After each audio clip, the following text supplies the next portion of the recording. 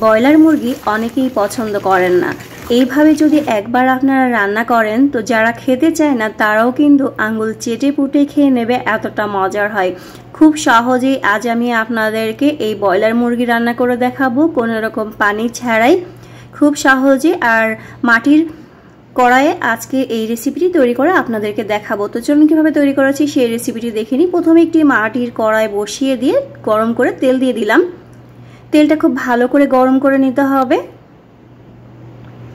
আর মাটির কড়াই রান্নার টেস্ট কিন্তু অন্যরকম হয়। এখন এখানে আমি দিয়ে দিচ্ছি তেজপাতা। একটা তেজপাতা এভাবে ছিঁড়ে দিয়েছি, 2 টুকরা দারুচিনি দিয়ে দিলাম, 3টা এলাচ দিয়ে দিলাম, আর 8-10টা লবঙ্গ দিয়ে দিলাম, আর 8-10টা গোলমরিচ। এখন এটাকে একটু তেলে ভেজে নিতে হবে। যখন খুব সুন্দর একটা ঘ্রাণ বের হবে তখন এখানে আমি আগে থেকেই মুরগির মাংস সব মশলা দিয়ে আমি মাখিয়ে রেখেছিলাম 10 মিনিট। এখানে আমি কিছু আলুও দিয়েছি, হলুদ, লবণ, মরিচের গুঁড়া, আদা রসুন দিয়ে কিন্তু আমি এটাকে মাখিয়ে রেখেছিলাম 10 মিনিটের জন্য। তারপরে এই যে এখানে তেলের উপর দিয়ে দিলাম। এখন এই মাংসটাকে হালকা একটু তেলের সাথে ভেজে নেব, বেশি না। বেশি ভেজে নিলে আবার শক্ত হয়ে যায়, তো সবাই আবার তখন খেতে পছন্দ করে না, সেই জন্য হালকা করে ভেজে নিতে হবে। এভাবে নেড়ে চেড়ে একটু পরপর এটাকে ভেজে নিতে হবে, আর জোরে জাল দিয়ে ভেজে নিতে হবে, তা না হলে কিন্তু মাংস থেকে পানি ছেড়ে দেবে। দেখতেই পাচ্ছেন মাংসটাকে আমি মোটামুটি ভেজে নিয়েছি। এখন এখানে আমি সব মশলাগুলো দিয়ে দেব।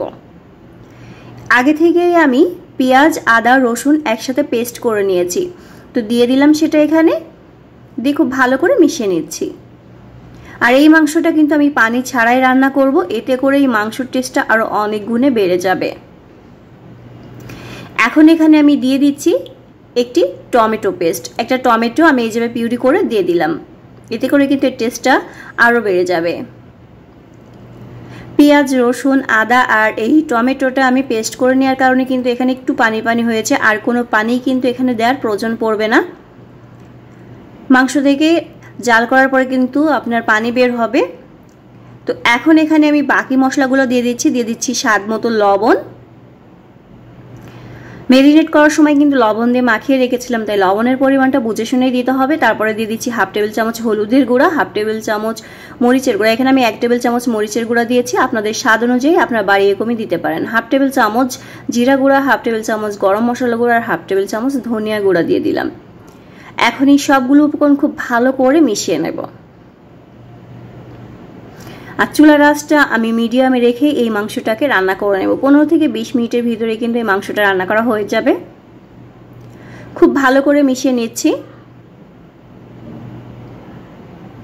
আর একটু পর পর কিন্তু নেড়ে দিতে হবে, তা না হলে আবার নিচেই লেগে যেতে পারে, আর নিচেই লেগে গেলে পুরো একটা গন্ধ বেরোবে, তখন কিন্তু আর খেতে ভালো লাগবে না।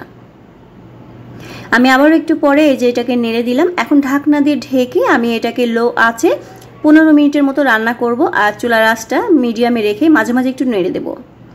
এই যে 15 মিনিট পরে ফিরে আসলাম, দেখতেই পাচ্ছেন মাংসটা কিন্তু প্রায় আমার হয়ে গিয়েছে, আর একদম শুকনা শুকনা প্রায় হয়ে গিয়েছে, ঝোলটা একদম শুকনা শুকনা হয়ে গিয়েছে। এই পর্যায়ে খেতে কিন্তু খুবই মজার, রুটি, পরোটা, গরম ভাত, পোলাওর সাথে খেতে অসম্ভব মজার হয়।